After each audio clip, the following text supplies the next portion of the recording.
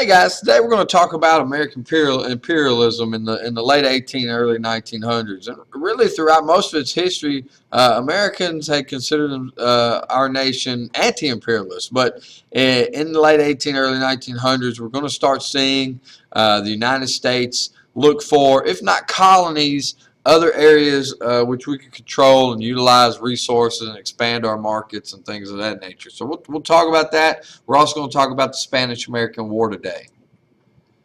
So the Industrial Revolution, or Second Industrial Revolution in the United States, had caused a lot of change. It increased wealth, and it also led to the quickening use of resources. So many people, or many businesses, many markets in the United States began looking elsewhere for more people to buy their products and also more places to invest.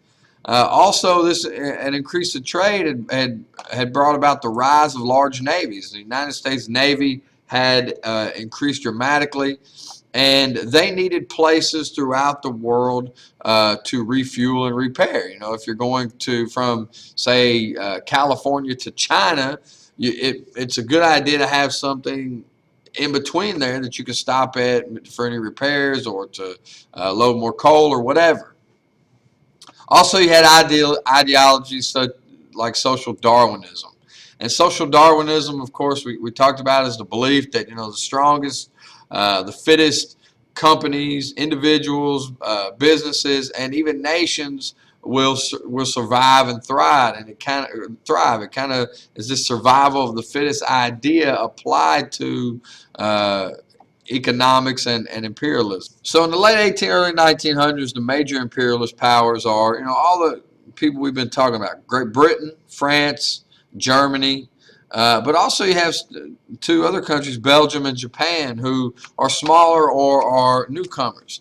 And ideology feeds into this. The ideas that people held about their nations and about their cultures feed into imperialism.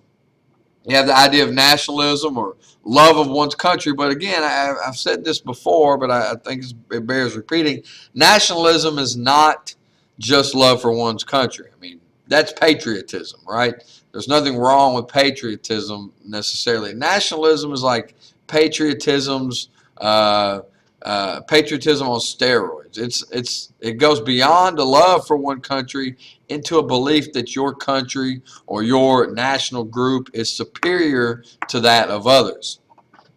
Also, you had the belief of social Darwinism, this belief in the cultural superiority of the West over less industrially developed nations. Also, you have the idea of spreading religion. Christian missionaries kind of are at the forefront of this movement, much like in the Age of Exploration that we've talked about before. Spreading of the faith is part of the driving factors of it. So the U.S. first really gets involved in imperialist activity in Hawaii. And the Hawaiian Islands have been discovered by the British in 1778. There had been trade with the West ever since that time, and it was ideally located for coaling stations and bases for ships traveling between the U.S. and Asia. It's kind of halfway point. So it becomes kind of a stopping point on the way to Asia. So American missionaries begin to go, and eventually you're going to have the raising of cash crops, particularly sugarcane. So as the sugar industry grows, the sugar barons, the owners of these large plantations begin to gain more influence and control. Now, King Kalakaua, who was the king of Hawaii, negotiated a treaty that made Hawaiian sugar cheap to import to the United States. However, eventually we're going to see sugar planters overthrow his successor, Queen Liliuokalani, with the help of the United States Marines. And Sanford Dole becomes the president of the Republic of Hawaii shortly after, and in 1898, Hawaii becomes a U.S. territory. So basically what happens is the sugar industry gained more and more territory, more and more power and authority, and they forced King Kalakaua to sign the Bayonet Constitution. And the Bayonet Constitution basically gives over a lot of power to what's known as the Hawaiian League, which is a group of planters that banded together, put pressure on the king, basically to limit his power and increase their own.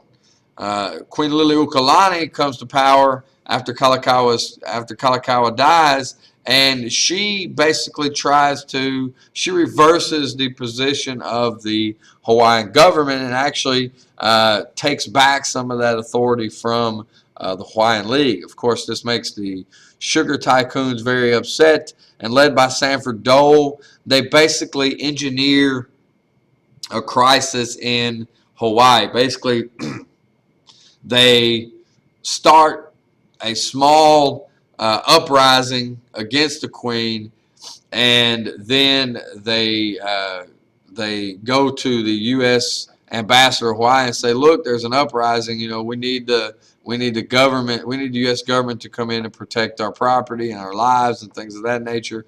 And under that guise, the Marines are sent in very quickly, defeat the Hawaiian forces, and more or less take control of the United States. It becomes a territory in 1898.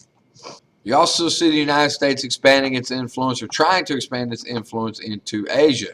Up until this point, China had been basically more or less divided up by European countries. Even though China's government still was the government of China, each European nation had a certain area of the country where it was kind of what's the word I'm looking for? It was the major trading power in that area, and these were called spheres of influence. And the United States was worried that it had been shut out of this valuable Chinese trade. You know, China's got a lot of people. You want to trade with that market. So the Secretary of State, John Hay, who coincidentally enough, or interestingly enough, was before he was Secretary of State, obviously years before, he had actually served as the personal secretary for President Lincoln. Anyway, so he proposes the open door policy, he sends a note to European leaders and says, you know, look, instead of everybody having their own sphere of influence, why don't we let everybody trade equally? And of course, the European countries are like, no, thank you, that's all right, we like the way things are. However, what you had was a rebellion in China against the Chinese government called the Boxer Rebellion. And the United States helps the Western nations put down the rebellion.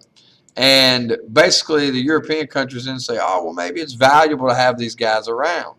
So the United States gains trading rights in China as a result of that.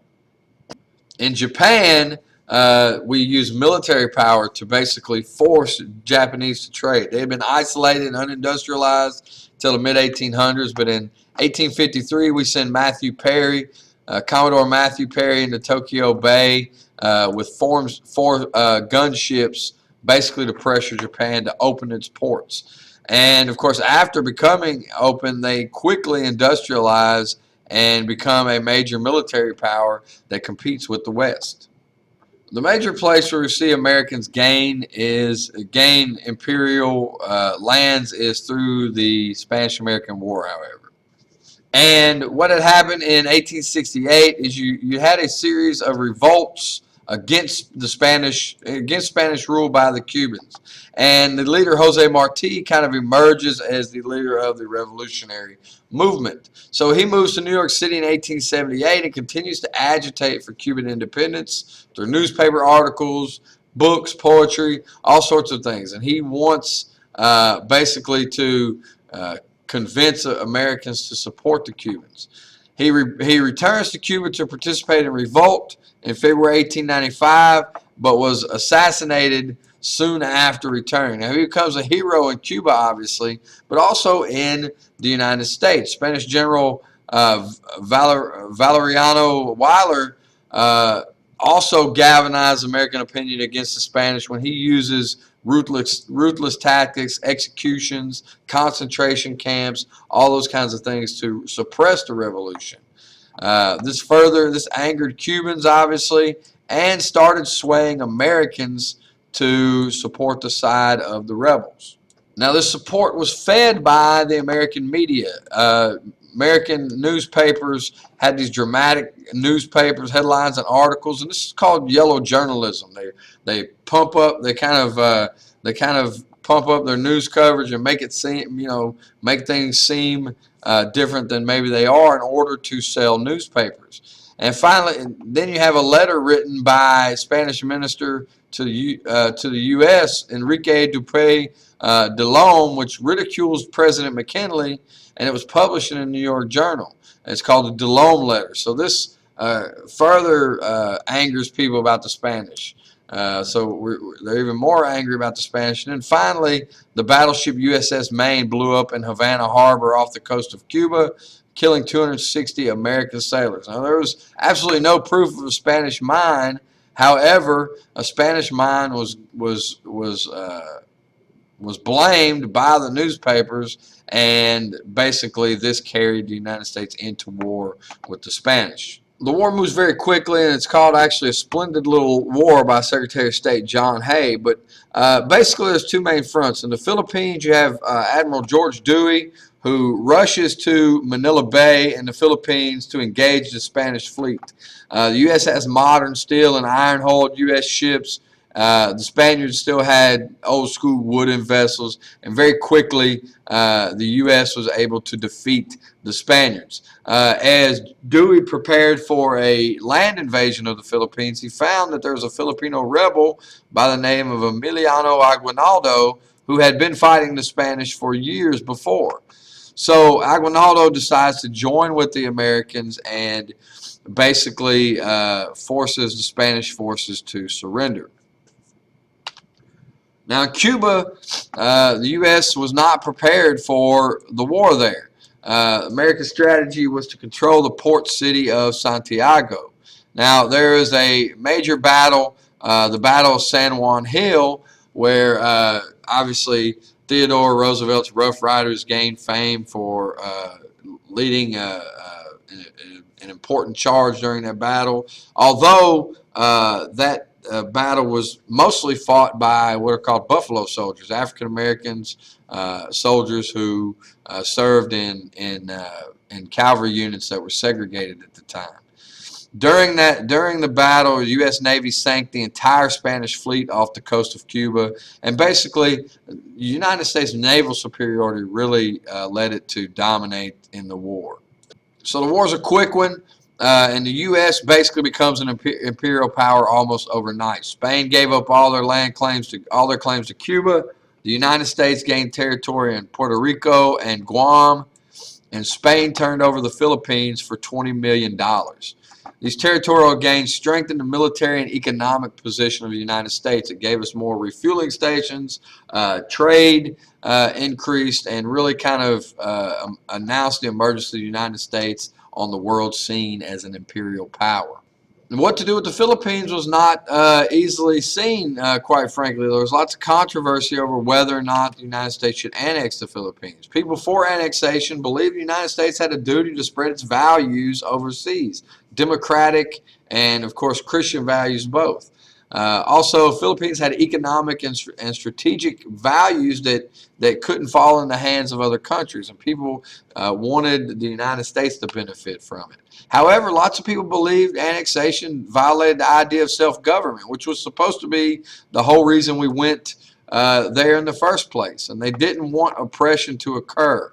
They believed the United States should not export racism and violence.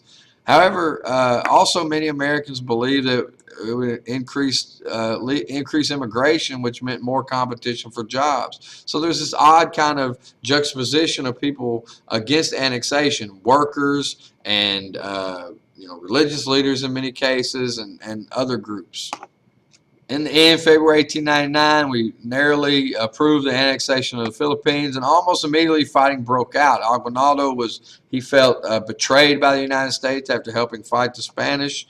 They did have a voice in government. They had a legislature that they could elect members to in 1916, but it was really controlled by the U.S. And that's going to be the case until July 4th, 1946, when we finally give up control of the Philippines.